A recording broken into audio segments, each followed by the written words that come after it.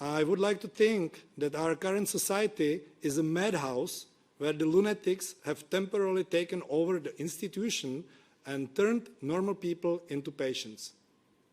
But it's worse. So, thank you all for coming. I'm sorry for my voice. I would like to first say thank you to Justina Walker because she's the one who called us. She is the initiator of this initiative. So thank you very much, Justina, for your work. I also would like to say thank you to Christina Anderson, who is also a little bit sick, so she's not present, but she's the host of today's conference. So there's the thanks in the beginning. And then I would like to say today, remind us two stories what we were facing on. So you all still remember the story of the bat who was meeting the snake in Wuhan, China. Yeah? And after that, they were scaring the society. They were banning the antivirals, silencing all professional opposition.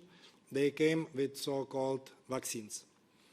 The results of the clinical trials were not presented to the public.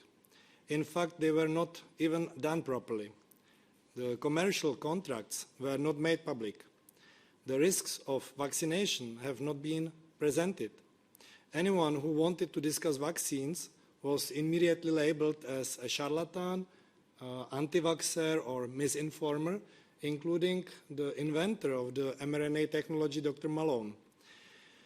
Public discussion of such a serious issue as the application of an experimental substance containing genetic material to the whole of humanity was totally suppressed. Meanwhile, here in the European Parliament, behind the closed doors, the officers of European Union made deals, billion-dollar deals from public budgets. And in member countries, because of the state of emergency, which was called during the pandemic, they covered everything without tenders. And we still, in Czech Republic, in this year, we are still getting rid of unnecessary vaccines for almost 40 million euros per month.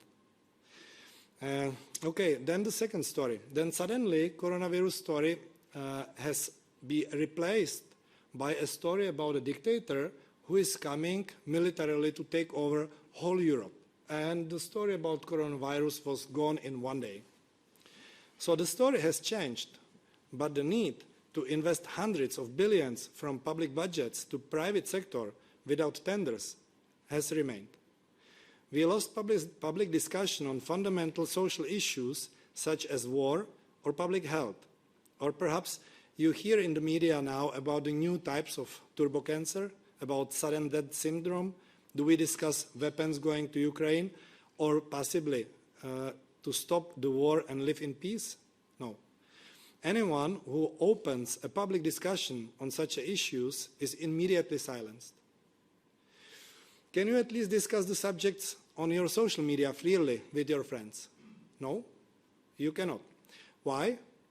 Because our amazing European Union is on one side dealing with big pharma and military-industrial complex, and on the other side with social media providers on censorship about vaccines and weapons. It's completely crazy. I would like to think that our current society is a madhouse where the lunatics have temporarily taken over the institution and turned normal people into patients. But it's worse. It seems that the stories are used consciously to accumulate money and power without consideration for ordinary people and over human rights. I believe even that these stories are just the beginning of a series of stories that will lead to the creation of one big superstate with one government, with one digital currency and one digital bureau, with one AI running the brand new world through one big cloud, social credits, and maybe, as Aldous Huxley predicted, some happy WHO pills for everyone. At the moment, and this is important because someone already was talking here today about it, at the moment we still have constitutions in our countries, but it can change. The rights are moving into the higher institutions in the globalistic way, and I'm afraid that we don't have much time to use our constitutions. So the new world order with AI and robotics can give us more time for our loved ones and the activities we like. But the new world order can also bring a new totality. The globalistic institutions like European Union has already shown that they are ready to step over human rights.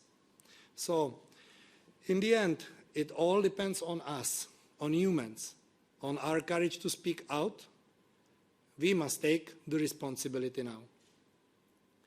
So please join our citizen initiative, vote for good people in elections, be active yourself in the societies, speak out loudly, and as already someone said, I think Ladislav, never give up. Don't be afraid, you are not alone. They want you to think, but we are many, and we are going to take our world back. Thank you for listening.